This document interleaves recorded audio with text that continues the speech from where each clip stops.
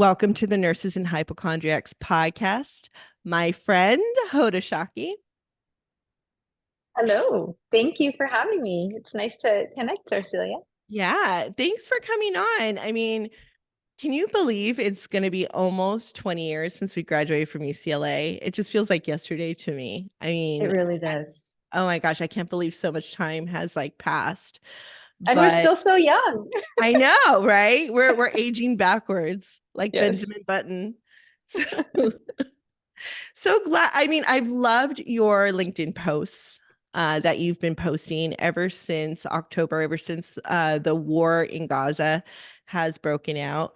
But before we get to all of that, tell us about yourself.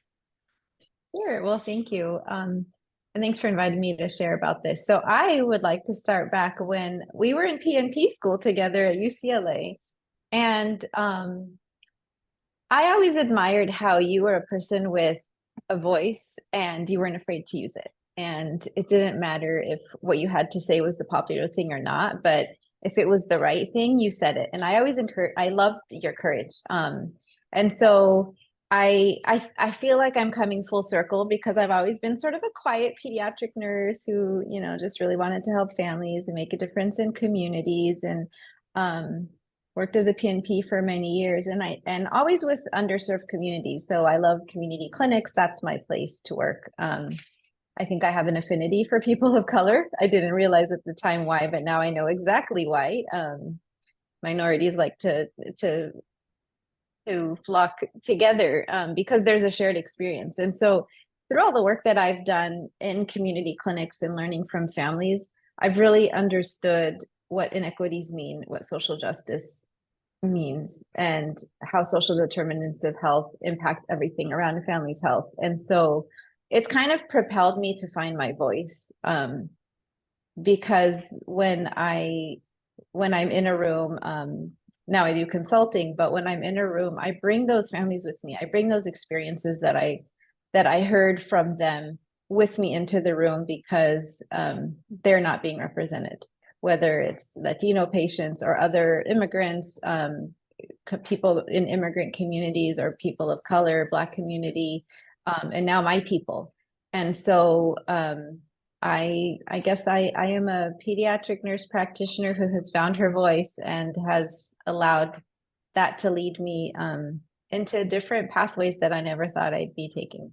I love it. Thank you so much. And you did take my class during COVID, and your kids, this is what I loved so much about it, how your kids were there to listen to your stories and be your audience, and also your husband, right? They were there um to listen to you, which was so great and so fun. But thank you for that. I know I see my life as my own personal screenplay, and I am the main character. So I do like to be that disruptor and ask the questions, even if I look dumb, even if the question is wrong. I always look at that because I feel that people, and nowadays, I mean, I'm living in a different city now, which is a mostly elderly population in Palm Springs, California. And I'm seeing how people are very, very stuck in one point of view, which is scary to me. Mhm. Because, it almost reminds me of the movie Jaws, where the police chief is like, there's a shark. And then the mayor was all like, no, but we need to keep everything open because it's 4th of July. We need to make money, you know? But it's like nobody's listening to the police chief, and ultimately people get eaten, right? I do feel that way a lot of times, but I've learned to kind of deal with it. And I know that it's almost like we're in a simulation, we're playing a video game, and you got to go to the next level. Like you're like, okay, this person didn't work. So what else do I need to do? I got to write a letter to this person, or I found this out, so I got to do this. And usually it works out. It's mostly to bring awareness to everybody. If it works, it works. And if it doesn't, it's okay. I'm like, okay, that wasn't my fight to fight, and I'm not going to expend any more energy doing it and stuff. And I kind of work with energy and see where the doors start to open, you know. But it's mostly about myself and getting myself to be heard, and it frustrates me when people don't hear me.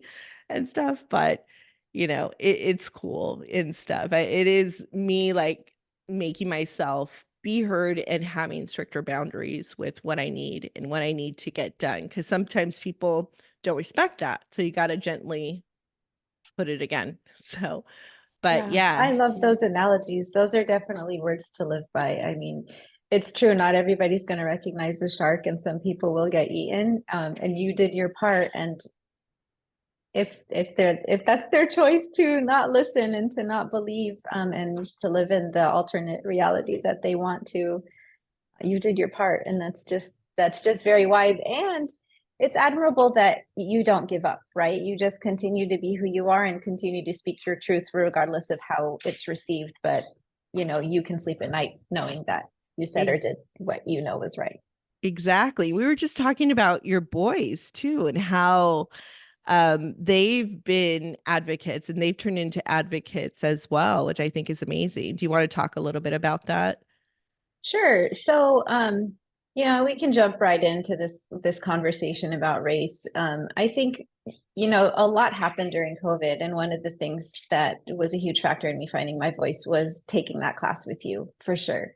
Um, and the other one, sadly, was the murder of George Floyd in the Black Lives Matter movement. And I think what that did for me personally was that it put to words an understanding of my own experience growing up in this country. I was born and raised here, but have always been made to feel un-American because I happen to follow a religion that I believe in and chose to cover my hair and practice it. But when we learned so much about race and racism through the Black Lives Matter movement, and what I realized is, while it's happening to the Black community the worst, and it's atrocious, it's the same story that's happened to all the minorities, that have been oppressed historically, both in this country and others. But specifically in this country, I was able to put to words sort of my own experience and really feel like, no, I need to be an advocate for my own community, number one. And number two, I also realized that as we look at the Black Lives Matter movement, I myself have privileges. So while, yes, I was, mistreated, many times and continue to be, and you can spot the racism from 10 miles away, that's nothing compared to what the Black community has gone through. And despite, how I've been treated, I still have a ton of privileges. And how I started to ask myself, how am I using my privilege to speak up for communities of color? And so we had a lot of conversations like that at home with my children. And I think that, they're at the age where they've embraced it, and it's not about us or them or which community that needs to, is demanding justice. It's a pattern that's being applied to all different people, to serve a certain role, so that some folks can get ahead and others do not. And so last year we had the chance to go to our religious trip. So we went to Mecca and Medina, like a mini Hajj. It wasn't Hajj, it was a different time of year, so they don't call it Hajj. But it actually had a third piece of it, which was to go to Jerusalem. And I remember thinking like, oh, is this safe to go? And the boys, and like what might happen to them because they're young teens. And I prayed about it, and it was the best decision of our life. It was truly a life-changing experience because we got to just be in Jerusalem, which, despite all of the occupation and the military, involvement everywhere, and the threats to lives, of Palestinians, it was also the most peaceful place on earth. And I think all of us were just so drawn to the land and so drawn to the people. It was incredibly life changing because there was just that juxtaposition between like the presence of violence, the presence of threat, the knowing that you can lose your life at any moment, and also at the same time the most tremendous peace that you've ever felt. And so when we would walk in and out of the Aqsa Mosque, you'd have to kind of go through the gates, and the Palestinians that lived in that area where we stayed, actually the hotel was owned by Palestinians. They were right across the street from the Aqsa Mosque. They had never gone inside to pray. They're not allowed because they're Palestinian. Wow. Yeah, yeah. And so we were, because we had American passports, but the Aqsa Mosque is guarded by soldiers, Israeli soldiers. with huge rifles, and they were like babies, Ursula. They looked Yeah, like yeah, very 18, young. 19-year-olds just Right. standing around together, like chatting it up. And then as we're walking by, they've like got their rifles held and they're just looking at each of us, and they just decide who they want to pull aside. So they always go for the teenage boys. And so the first time we went in to pray, I saw them pull a 12-year-old kid to the side, and his dad was What? like, "Hey, that's my son." And they're like, "You stay out of this." And they questioned the kid Mess just with to him to mess scare with him. him. They let him Yeah. go. I was traumatized for the whole day. I was like, I can't be here. I need to go. I was like shaking all day. Next thing, I'm like just observing the people around me, and they have such resilience and such strength and such lack of fear, because they already know they could be shot and killed at any moment. So Wow. when you know that your life is dispensable like that, you live your life to the fullest. They're the Right. most loving, generous, kind people that I've ever met. And so I started to look at them and see, like, okay, they're not acting like we're under, they're not panicking. So why am I? Next time we go in to pray, it's my son's turn. And of course, like, he's 17, so he's like this tough guy. He does martial arts. So he thinks he can like defend himself. He's like, I'm not afraid to die, mom. And next thing I know, he's looking them in the eye, and they pull him aside, and they're like harassing him, and like he waits a few seconds, and then he's like, I'm American, and he pulls out his passport, and they let him go. And literally it became like the pattern of our trip. Every time we went walking, like, we would walk and they would pull him aside and try to intimidate him, and then they let him go because he had a US passport. But talk about privilege. So when we came back, we were like, we live in the country that spends billions of US tax dollars to fund Israel's military. And we saw the occupation with our own eyes. We saw, how Palestinians were treated. We'd get pulled over at stops on our tours. And the soldiers would come in and like pull the Palestinians out just to, throw their weight around. We saw soldiers chasing kids because the kids were throwing rocks, but it was like this cat and mouse game where the kids were like all together, and they'd throw the rock, and then the soldiers would put up their shields, and then they would chase after them with their guns, and then the kids would like run away, and then they'd come back. So we saw all of this, and we made it out because we were American. And I think what happened is when we came back and we saw how much of our tax dollars go in the billions, actually since 1999, the US had signed a pact with Israel to send 2.67 billion a year minimum. And then it went Wow. up in 2019 to 3 billion. And we know with this last issue that happened in October, Biden wanted to send 14.8 billion in a package. I think he sent a big chunk, but I forgot how much. And then the second supplement was the 14. And that's the one that's been held up because it involved Ukraine, but it also involved building the wall. And this was just like this weird way that he was trying to get this bill, this package of money being sent to Israel. So we know that all of these, Israel's occupation of Palestine is being funded by the US. And so here we come back to this country that we live in, and like, you're enjoying all these privileges with our beautiful home and our safe life. And I think all of us realize that the privilege we have is that we have free speech in this country, and that we can speak up, and that we can change hearts and minds, and we can tell a different narrative than what doesn't get put on the screen.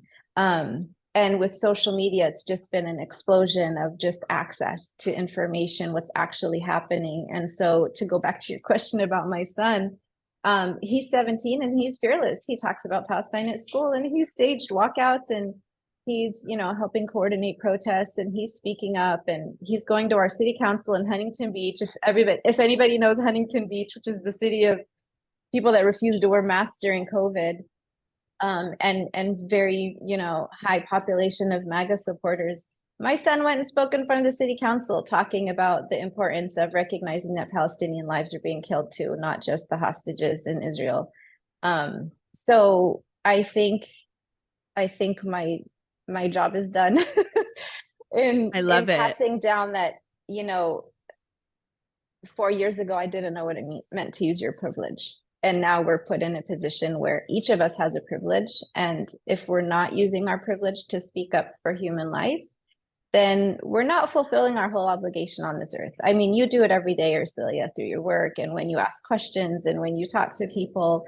But all of us need to be doing it. It's not just because I was Arab or that I went to Palestine. It's a humanitarian issue. The same, occupation that's happened in Palestine is the same story that happened to the First Nations in the U.S. It's the same occupation story. It's the same tale narrative of calling people savages. Let's start there by calling people savages and dehumanizing them, and then let's talk about the narrative of feeling like this is our manifest destiny to be here. And then there's the narrative of everybody wants us dead, and we're victims, and we're under threat. And if we don't get rid of these savages, so that we can live peacefully in this land that belongs to us, then they're going to obliterate us. And all of that is just not true. I mean, Muslims and Christians and Jews have lived in Israel peacefully for a long time, up until 1948, when that land was given to Israel. So the narratives aren't always true, but it's become embodied, and people really, I think, are afraid of Arabs and Muslims. And 9/11 only helped with that, right? To create this narrative of Sure. fear that, Muslims want the West dead. No, no, they don't. They just want their land back. They just want to be able to travel freely in their land. So that was a long, little That was piece, but I wanted excellent. to I get it love out. it. I love it. I love it. That was so well said.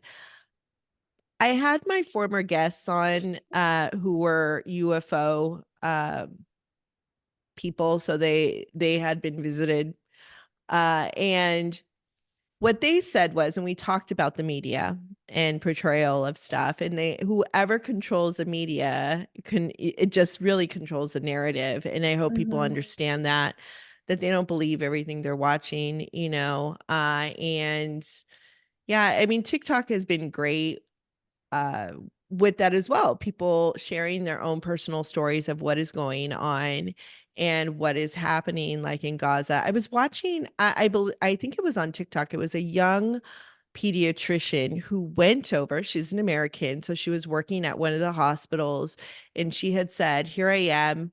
Doing breastfeeding teaching with a brand new mom while there's bombs outside. I mean, can you just imagine? It's just absolutely crazy.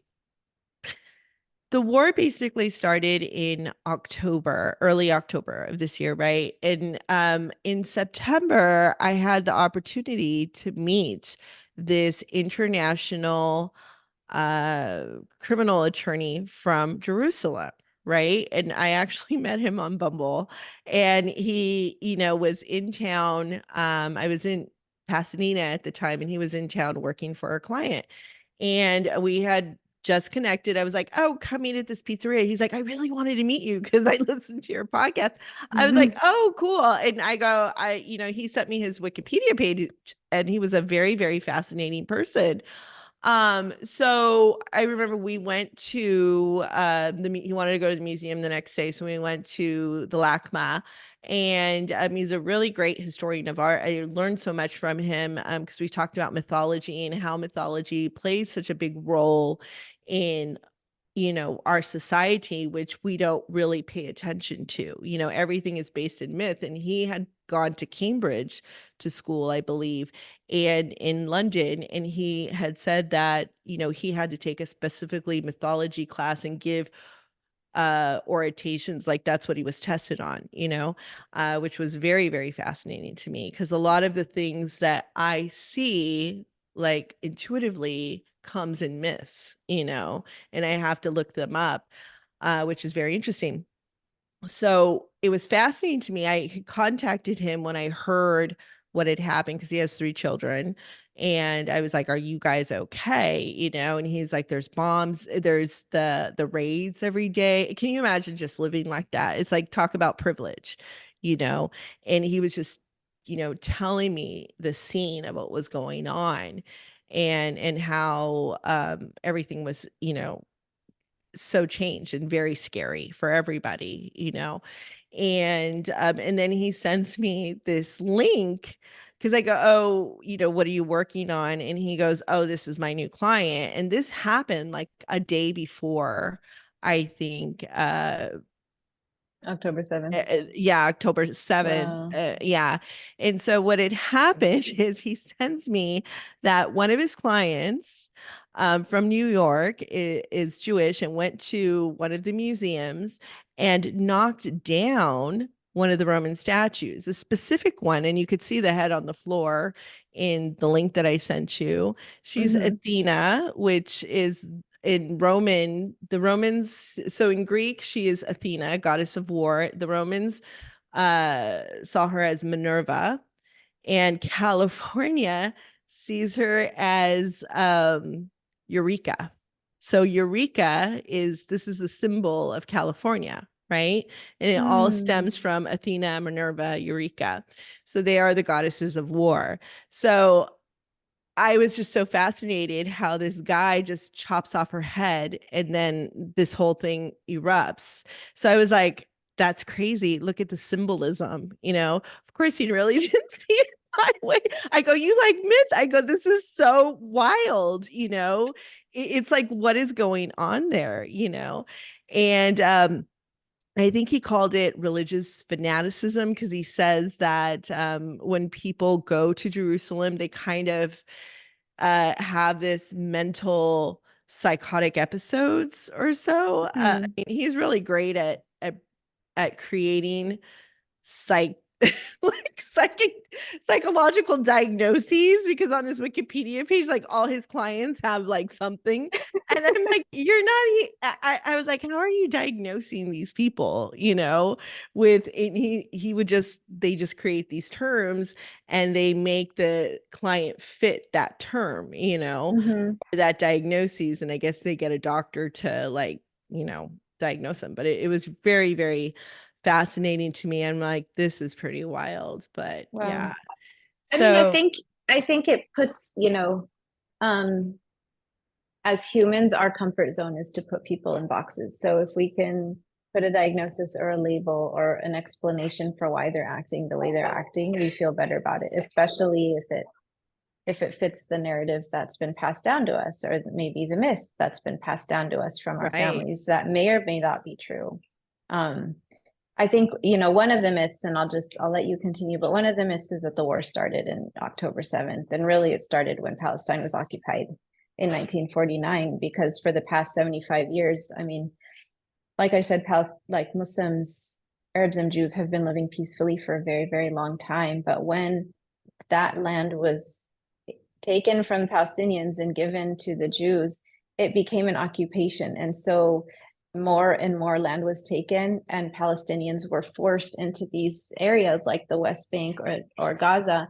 And so it's not like they're living side by side peacefully. There's, constant lack of access to healthcare. There's constant kidnapping of children. There's military courts. So children who get like arrested, which I don't know why children get arrested, because we're talking young children, not just teens, but they get tried in military courts, whereas what? Israeli citizens do not. Right. That is so Um, crazy. if you're Palestinian, you're not allowed into Jerusalem without passing like multiple checkpoints and getting permission. And it can take 5 hours to go a trip that's a 45-minute trip because you're Palestinian, you have to be stopped at checkpoints. So it's not, when you talk about war, war is understood as like two neighboring countries fighting. But these are people whose land has been occupied and they're living under very oppressive apartheid, like racist um, rules that just have not been seen on TV. And so they're fighting back, they're resisting, just as, Native Americans were resisting occupation in the US, and we called them savages and we put them in reservations and we killed their buffalo to starve them to death and to like wipe them out until they were weak enough to be, subdued. This is this is a Palestinian resistance issue. It's not a war. It didn't start on October 7th. Palestinians are just trying to gain whatever rights they have back. They're not allowed to leave Gaza, right? So they keep being pushed to different places that are safe, but it's not like they can get on planes and leave or get on ships and leave. They can't leave. It's essentially an open air prison.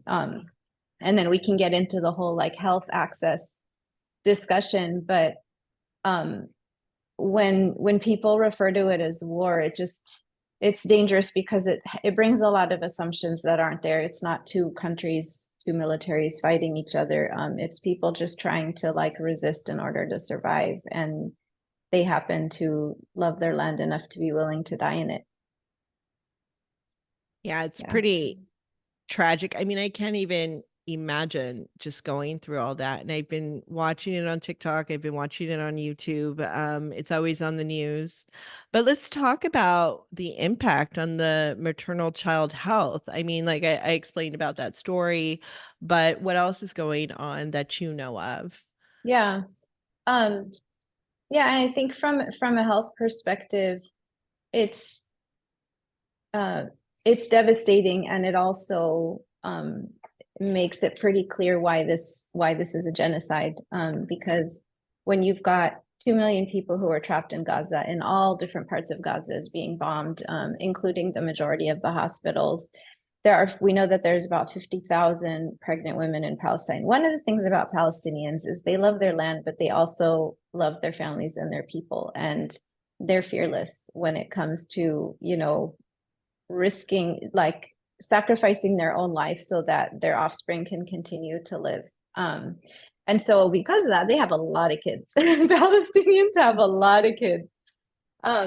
So it doesn't surprise me that there are, so many pregnant women right now. There's about 50,000. And because of what's happening, they have lack of access to food, lack of access to water. We know that many of the hospitals have been bombed. A majority of the hospitals have been bombed. The miscarriage rate has gone up 300%. Wow. So because of the fear, because of the lack of food, because of the tragedy of having to bury their own children, like they're delivering prematurely, and because hospitals aren't safe, they have to make the choice: do I deliver at home under uncertain conditions, or even in the rubble, right, whatever's left of home, or in somebody else's home, or in some school, or do I go to the hospital and risk, very unsanitary conditions? I don't know if you've seen pictures, but like Yeah, for people, sure. there's no gurneys, people are on the floor, very unsanitary conditions, or being bombed, right? So it's a risk to go to the place that's supposed to be the safest place for you, which is the hospital. And we've heard lots of stories of women having C-sections without anesthesia. Like, how? My mom just broke her hip, and the amount of pain that she was in, and she just kept getting morphine and different meds to alleviate her pain. And I couldn't even imagine, like, how do you have a C-section with no anesthesia? Or they're delivering at home. And right now, a lot of the mothers are afraid to drink water because there's so much waterborne diarrhea, Oh, because again, wow. there's no sanitary conditions. So they're not drinking water. So of course they're going to miscarry even more, or deliver these premature, unhealthy infants. And then because of the starvation, they can't even produce enough milk for their babies. So we always talk about, emergency preparedness and supporting lactation, to, like, as a way to mitigate starvation of infants during a crisis. But like, if they're starving, they can't even produce their milk. And of course, because nothing can come in and out of Gaza, so they can't access formula. So they're delivering babies and basically having to watch them die. And then what the one statistic I just came across, I think last week, that I want to share, and then I'll stop, is that if you count the number of children who have been killed from 2019 to 2022, worldwide in conflicts, it's about 12,193. And that's over, do the math real quick, that's over 3 years.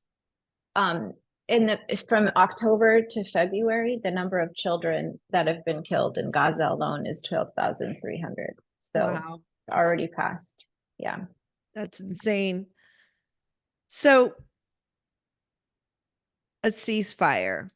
This morning you were bringing up the hospitals, and my parents are here visiting me, and they had the TV on to the news, and one of the hospitals that got raided because they had underground tunnels. Um, and I think this morning President Biden was going to be talking to Benjamin Netanyahu. Then we have Trump saying I could get a ceasefire. what's going on. I mean, what can we do as Americans to push for a ceasefire? Yeah, that's a great question. Thank you so much. So I think and I have friends who are Jewish. There's a pediatrician who's Jewish. She wrote an article with me. So this isn't at all, I just want to put this out there before we close. Like this isn't at all like a Muslim versus Jewish or Arab versus Israeli issue. This is a humanitarian issue. And everybody does want to see peace in the Middle East. And a big part of the problem is that the blind sort of support that the U.S. has with supporting Israel and their military, even though they're one of the richest militaries in the world, and the fact that we're spending like billions of our tax dollars to go there is taking away from social justice opportunities in our own nation. Like we shouldn't even be funding that. And the only way that that's going to stop is if all of us as constituents talk to our congresspeople, our senators. Jewish Voice for Peace has a really awesome link where you go and you enter your address, and it will automatically call you and connect you to your congresspeople, your senators. I do it every day. It's part of my routine, as much as I can remember to. Just call and let them know you don't want your US dollars funding a military occupation. That would be, I think, the first thing. And what ended apartheid in South Africa was actually US pressure. So when enough Americans felt that it was not okay and Congress made a decision, it ended. So that didn't mean all the white people left South Africa. They're now living there peacefully. So when we say a ceasefire and a permanent ceasefire, where nobody is calling for any harm to any Jewish person ever. It's an end of an occupation. It's an end of an apartheid that we don't want to support with our dollars. Yes, it is possible to leave peacefully, because when people are not occupied and oppressed, they don't need to resist. They're not resisting because they're bad people or they want to kill their Jews. They just want to live like and be treated with human dignity. So I think as Americans, we need to care, number one, like with our hearts, and not follow these narratives like, oh, they're just animals, because we've seen that before. That's how we've taken the land from Native Americans. That's how blacks have been enslaved. That's how Latinos continue to be, discriminated against. Is that we have to care and not turn away, because our money is funding this. So that's what I'll say. I love And that. thank you. What was the website again that you were saying where people Oh can? yeah, Jewish Voice for Peace, or Jewish Voices for Peace. I forgot which one it was, but it'll pop right up if you Google it. Very good. And where can people Yeah. find you on LinkedIn? Oh, just under my name, Hoda Shawky. I don't know if there are any others.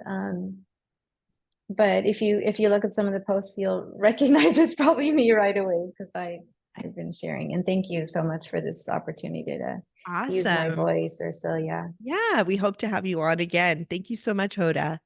Thank you. It's good to see you. All Take care, right. my friend. All right. Ciao. Bye. Bye. All right. Awesome. Oops.